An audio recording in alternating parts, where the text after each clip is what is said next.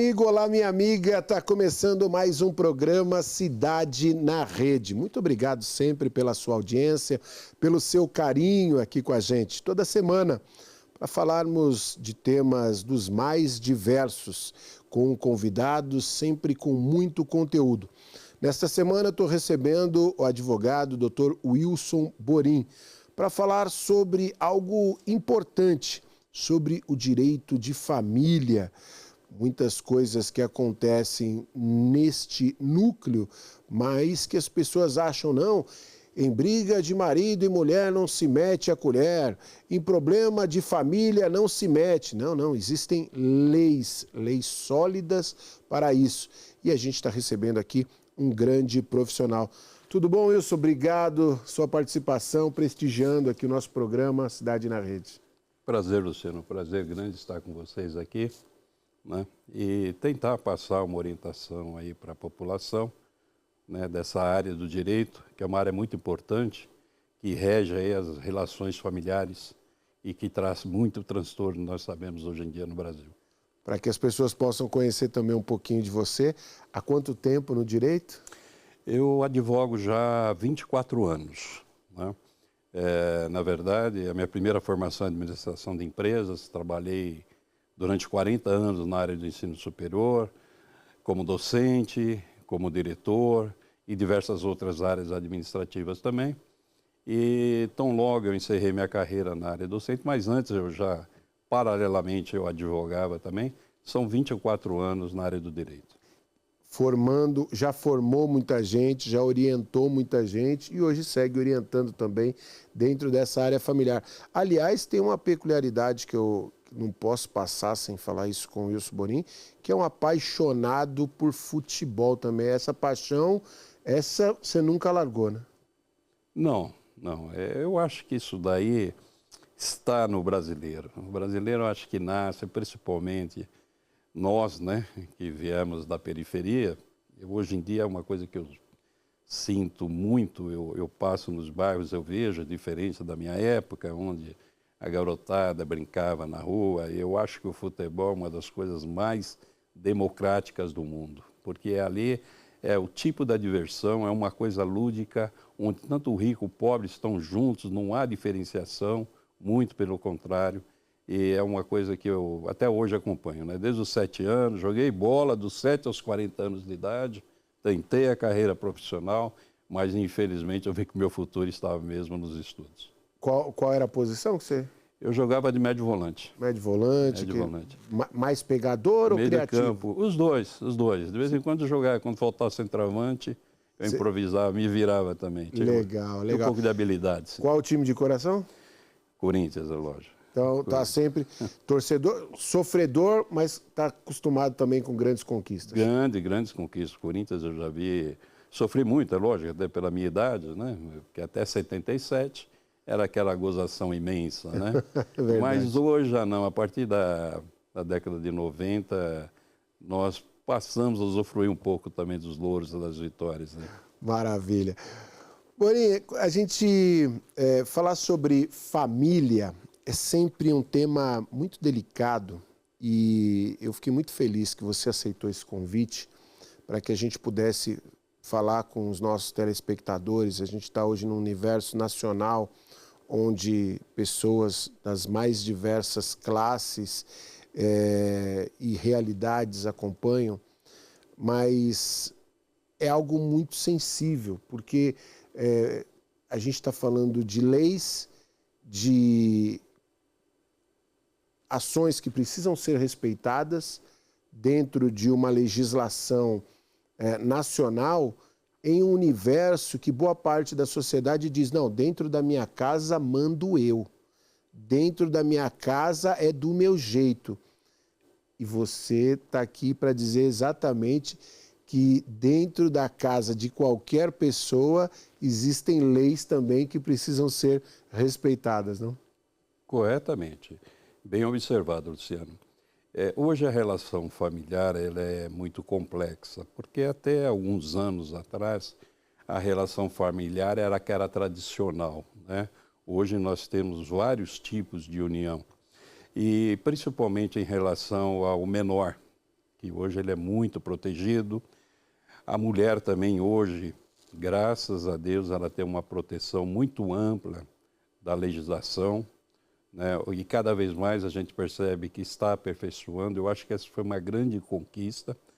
E realmente o que você falou, Luciano, é verdade. Não existe um poder central na família. A família, o poder ele é compartilhado, você precisa ter uma harmonia. Tanto é que recentemente foi aprovada uma legislação que é obrigação, por exemplo, num condomínio de prédio, se ouvindo agressão ou ao menor ou à mulher, que tipo de agressão for, é obrigação do síndico comunicar imediatamente à polícia.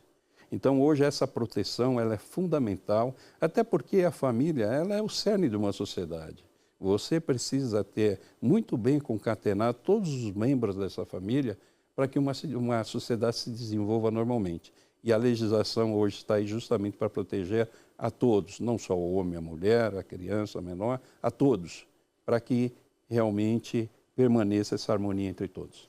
Então, quer dizer, aquele chavão que eu mencionei, que em briga de marido e mulher não se mete a colher, não dá mais para usar. Não, isso é totalmente ultrapassado, totalmente ultrapassado. Hoje, a cada momento, a cada agressão, principalmente a mulher, tem que intrometer, sim. É lógico que não diretamente fisicamente, mas acionando as autoridades policiais para que intervenham nesse processo para que não se tenha um problema maior. E tem um fator também que é importante, quando você disse sobre os menores, aquela palmada, por exemplo, a chinelada do menino arteiro, do menino que apronta, do menino que cria alguns problemas, do malcriado, que era a famosa, e aí não é nem fazendo uma propaganda nenhuma, né? A gente tinha aquela coisa daquela havaiana, aquele chinelinho de fundo ali azul, que era dado no bumbumzinho. Hoje, em muitos cenários, a gente acompanha informações que é até criminalizado. Como que as leis se transformaram e se adequaram para essa nova realidade? Sim. É importante frisar que aquela mentalidade que se tinha antes, porque meu pai me bateu, eu fui educado assim, eu me criei. Não, o mundo hoje ele mudou. A sociedade mudou. A educação mudou. Então, hoje em dia, o pai, inclusive, existem estudos aí psicológicos que a criança hoje, que ela é educada à base de agressão, né, normalmente a tendência é esse menor ser um transgressor. Então, por isso que muitas vezes vocês acompanham através da imprensa, e hoje, se vocês perceberem o perfil do menor infrator, não é daquele tipo, né, que se tinha algum tempo atrás, que as pessoas discriminavam. Não, hoje você olha, você vai numa fundação casa, você vê menores de classe média. E muitas vezes não estou falando que isso é em decorrência só da agressão dos pais, mas com certeza a agressão sim leva a esse menor até pelas informações que ele tem hoje. Porque o conhecimento que o menor de idade tem hoje não é aquele conhecimento que nós tivemos no nosso passado. Hoje ele é bem esclarecido. Então, cabe ao pai, à mãe, né, fazer um esforço para educar bem o seu filho com o diálogo, com a conversa, orientando o que ele pode, o que ele não pode, onde termina o direito dele em relação ao próximo e, principalmente, focar muito na educação. Agora, qualquer ato que for observado de agressão ao menor, mesmo que sejam os pais, sejam parentes, deve ser imediatamente comunicado, principalmente ao Conselho Tutelar. Hoje, dentro do seu escritório, você tem como mensurar um ranking das principais atividades as quais as pessoas te procuram? Tem a ver com agressão à mulher, tem a ver com a relação à criança, são separações, né? O litígio, a traição, o que você pode ranquear para a gente? Sim, o segmento familiar na área do direito ele é bastante complexo e bem abrangente. No meu escritório eu trato muito de divórcios, inventários, e isso é um grande problema, que hoje principalmente as famílias de muita posse precisam se planejar, fazer um planejamento de sucessão, até para evitar casos que eu já presenciei de brigas em tribunais mesmo, né?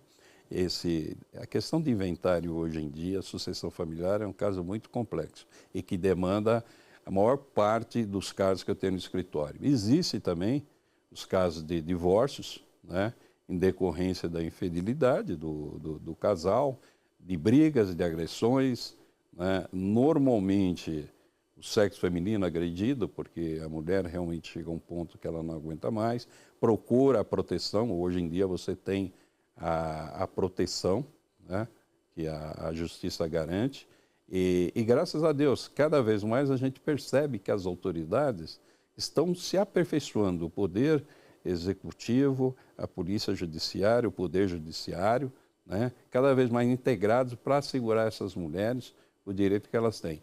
E a questão também da prestação alimentar, a prestação alimentícia, isso é um sério problema no país. Normalmente fica a cargo das mulheres essa responsabilidade. Aliás, Borim, isso é uma coisa que eu, como jornalista, e também acompanhando muito, né, a área do jornalismo esportivo, a gente sempre se depara com esse cenário. Foi preso por falta de pensão, jogador X, jogador Y.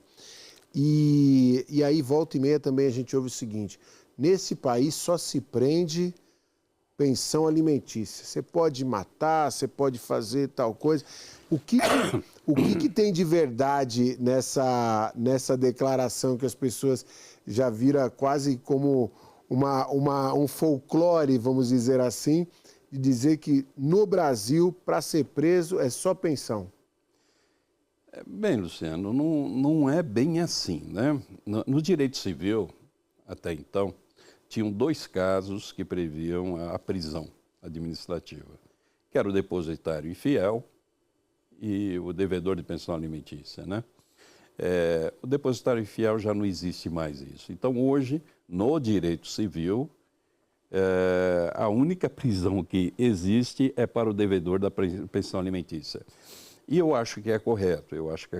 Por quê? Porque você tem a possibilidade, por exemplo, o pai que de repente fica desempregado, porque quando você faz uma ação de prestação alimentícia, a hora que você faz o acordo com o juiz, você dá algumas possibilidades, já prevê para ele, né? É baseado no salário, normalmente 1/3 do salário líquido, 30% do salário líquido, ou no caso de desemprego, 50% do salário mínimo. Então, você já cria ali todas as condições para que o pai não se escuse de arcar com a sua responsabilidade de pai. Mas, muitas vezes, o que ocorre? Você citou o caso do jogador de futebol. Não só o jogador de futebol. Aquele profissional que é bem remunerado, o pagodeiro, tem muita coisa. O que ocorre? Enquanto ele está na crista da onda, né, ele tem um salário lá, então, às vezes, vamos dizer assim, entre aspas, tá? Por favor, para se desfazer daquele casamento, ele assume qualquer responsabilidade, sem pensar no futuro. Entendi. Só que ele esquece que lá no futuro, e muitas vezes acontece isso, ele, quando muda a sua situação econômica, ele não pede a revisão. E aí é que geram esses problemas de você ver famosos presos. Mas não é só, não. A justiça, é que a justiça no nosso país, eu não digo nem a justiça, eu digo os mecanismos de investigação no país. Eles não são tão modernos como nós vemos no hemisfério norte aqui da América e na Europa. Então, o que acontece? A polícia prende, sim, prende. Só que o Brasil precisa rever muita coisa, porque tem muito crime previsto no Código Penal. Interpretativo. E que você poderia aplicar penas alternativas do que manter em prisão. Boa. Esse bate-papo muito legal com o Wilson Borim, a gente vai dar uma paradinha e daqui a pouco eu volto, trago um pouco mais de informações para vocês. É rapidinho e eu já volto.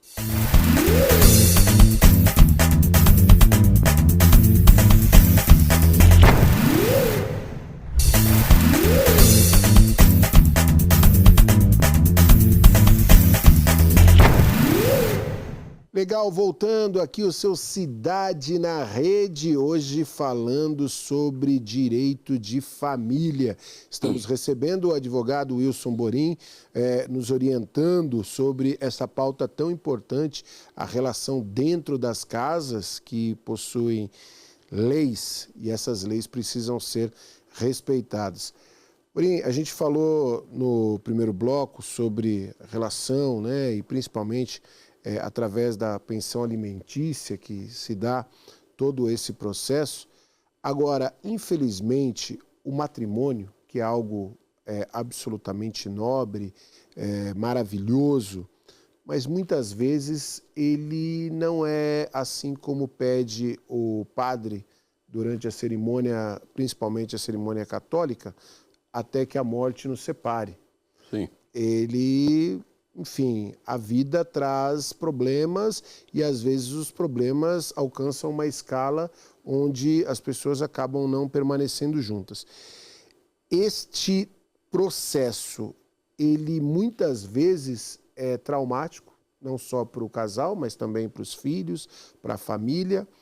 E muitas vezes ele chega a extremos absurdos, como, por exemplo, assassinatos, enfim, uma série de coisas. Você, trabalhando nesse meio, né, nessa área há tantos anos assim, você já se deparou com situações assim que, poxa vida, lógico, sem citar nomes em relação, mas que você falou, caramba, para que lado que esse mundo está indo? Sim, eu já presenciei, assim, num ponto, graças a Deus, eu não cheguei a ter clientes que chegaram a óbito, mas já peguei casos muito sérios de agressão.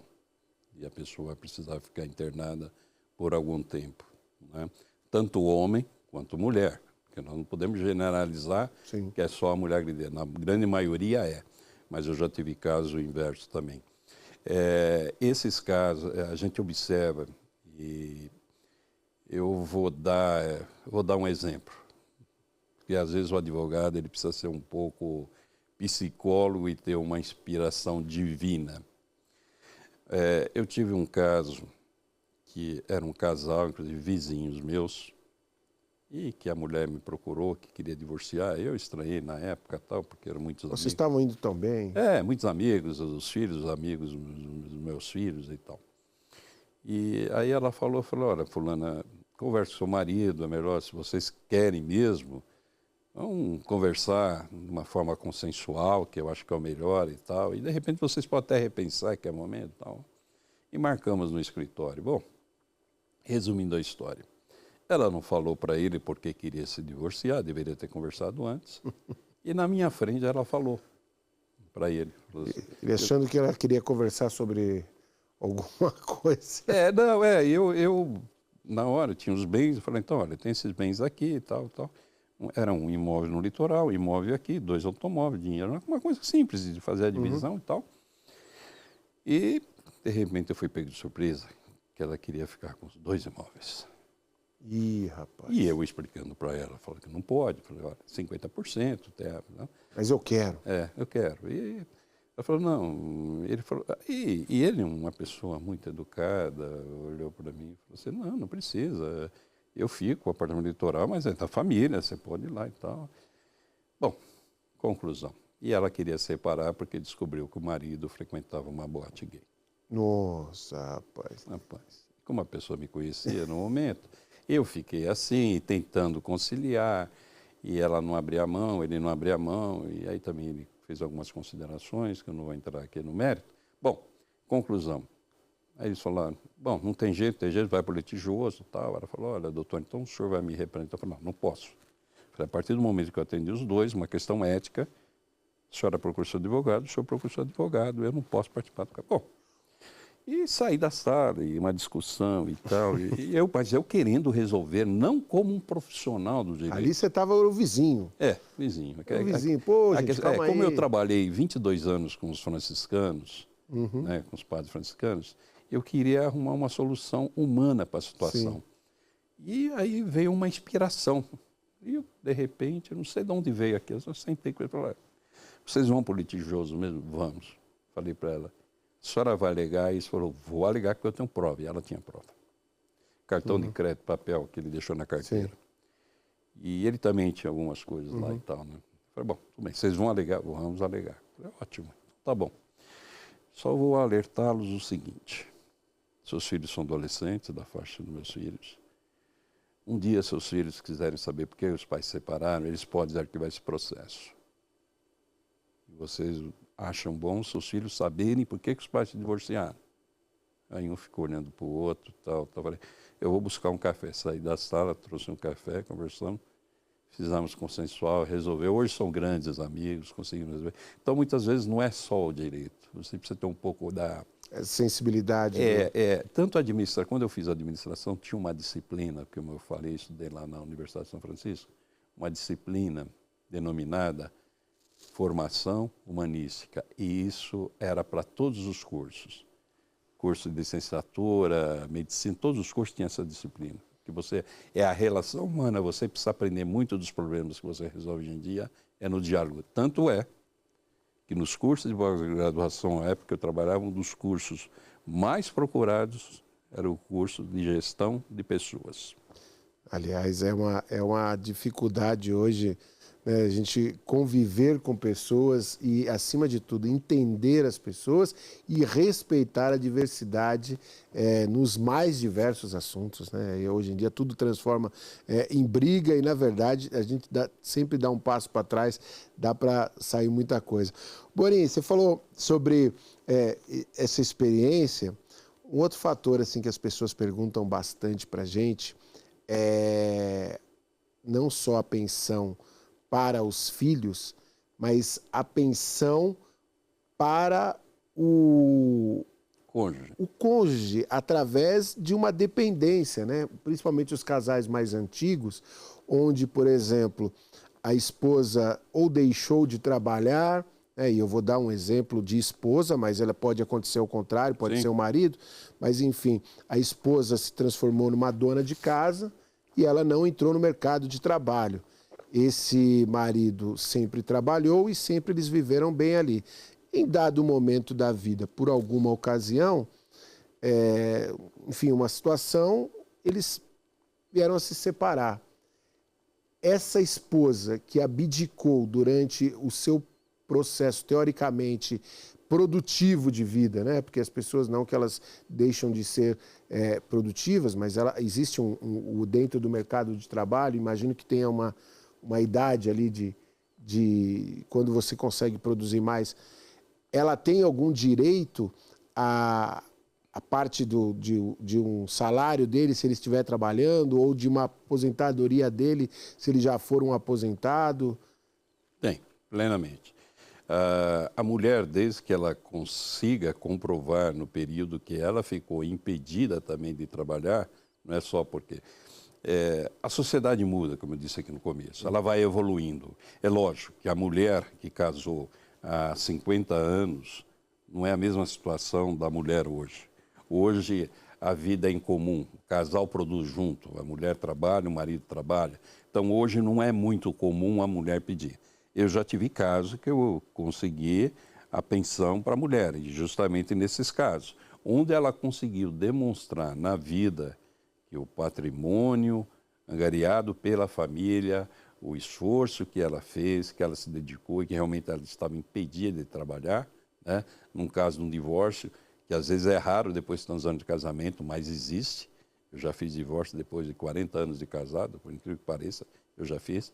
A mulher pode pedir sim, e plenamente, devidamente comprovado, o Poder Judiciário tem dado esse direito à dona de casa, principalmente aquela antiga dona de casa.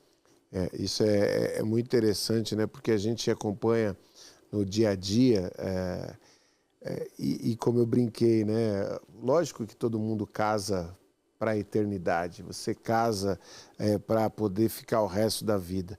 Agora, a gente tem visto muitos casais se separando com 6 meses, com 1 ano de casado, talvez as relações humanas não são tão... Talvez, não quero nem dizer que elas não são longas, mas elas tiveram um início sem aquele período que a gente também se acostumou de namorar durante um tempo, de noivar durante um tempo, e aí tomar a decisão, que era uma decisão quase que nobre da união do matrimônio.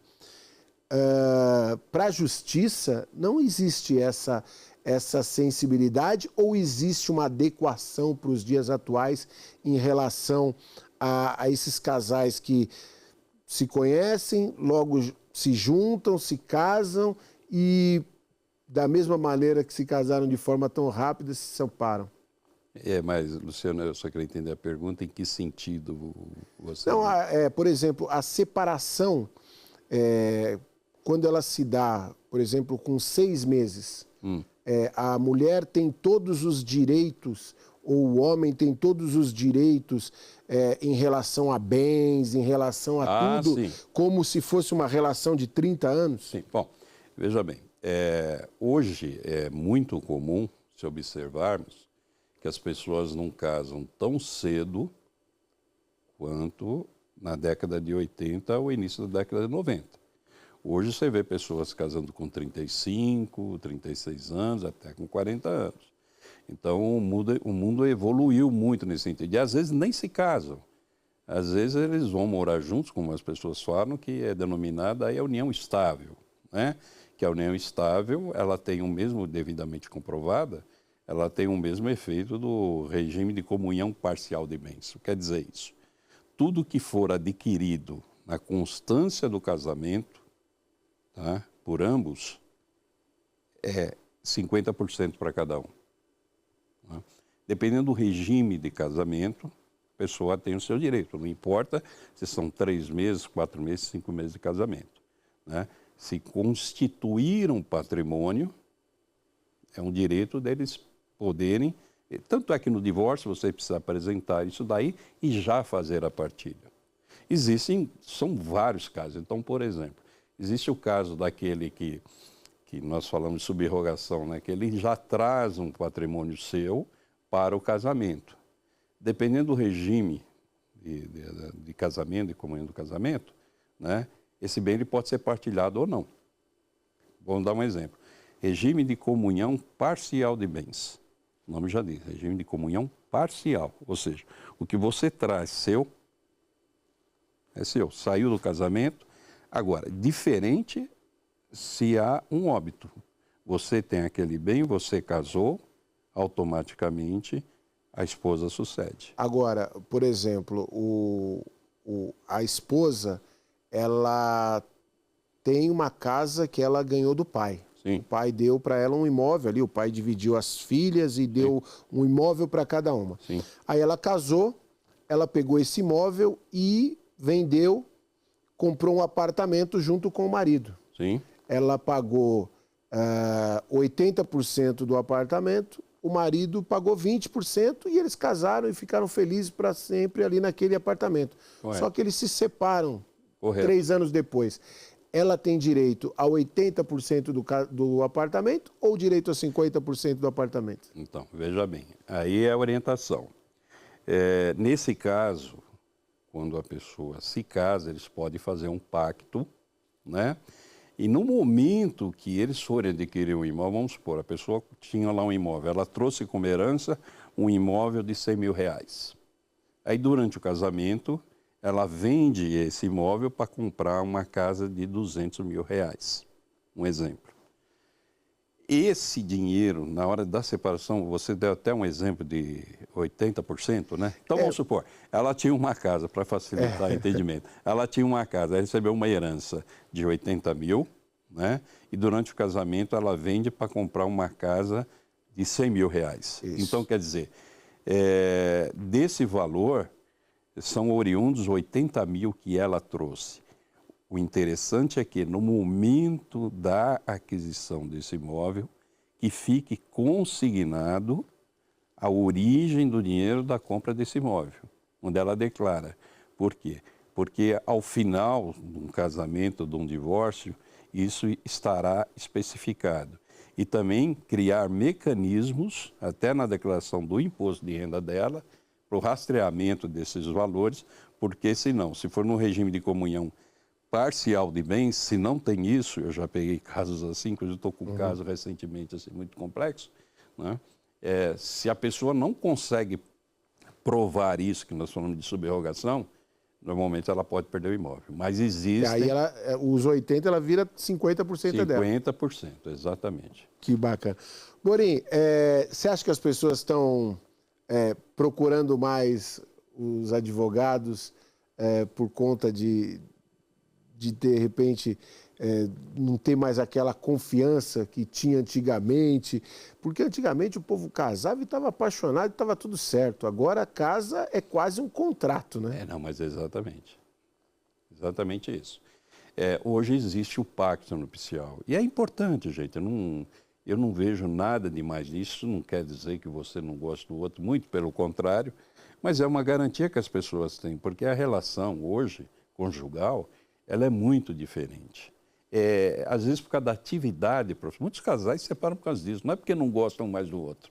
É porque a atividade profissional demanda tanto tempo que, às vezes, um não tem essa demanda toda e se sente escanteado, enquanto que o outro trabalha. Não é porque... É que ele precisa trabalhar. Eu sei como é isso. E muitos dos casos hoje em dia de divórcio se referem a isso, porque a pessoa acha que não está dando a devida atenção, e não é, né? Então, por isso que é importante fazer aquele pacto nupcial para que tudo fique regulamentado e ao término do matrimônio, espero que não, mas quando acontecer, as coisas já estão todas estabelecidas e o regime de comunhão do casamento ele é muito importante ser definido. Hoje, normalmente, todos os casamentos pelo regime de comunhão parcial de bens. Até a década de 60 ainda eram comunhão universal de bens. Maravilha. Borim, quero agradecer seu tempo aqui com a gente, emprestando seu conhecimento. Muito obrigado. Que você possa não trabalhar muito, né, nas separações e que você possa trabalhar bastante nas aquisições, nas pessoas construindo o patrimônio e evoluindo nas suas relações. Muito obrigado. Saúde e paz, viu? Bom, Luciano, eu que agradeço imensamente o convite. É um prazer muito grande.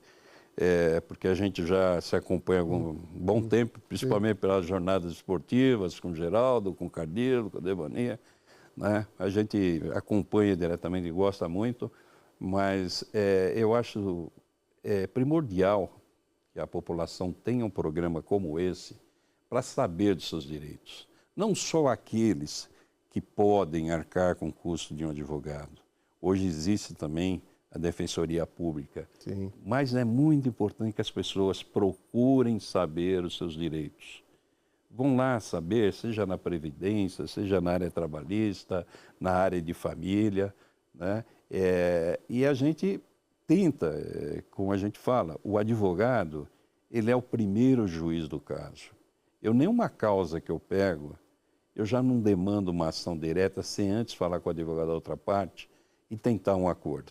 É uma coisa muito mais rápida, menos onerosa, mas infelizmente a litigância existe porque as pessoas faltam um pouco dessa questão humana e pelo mundo atual que nós vivemos, que ele nos cobra muito. Então as pessoas muitas vezes não pensam.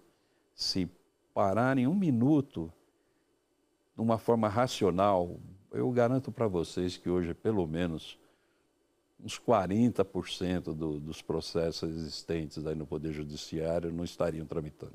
Maravilha. Obrigado, Borim. Muito obrigado pelo convite. Gente, olha aí. Vamos conhecer os nossos direitos. Aliás, eu gosto muito de dizer o seguinte: direitos e deveres, porque temos também que cumprir a legislação, cumprir todas as orientações legais, até para poder gozarmos de todos os direitos que a sociedade nos dá diariamente. Grande abraço para vocês, muito obrigado pela audiência esta semana e é lógico, na semana que vem eu estou voltando com mais informações, com muito mais para você aqui no Cidade na Rede. Grande abraço a todos, valeu galera, valeu Brasil.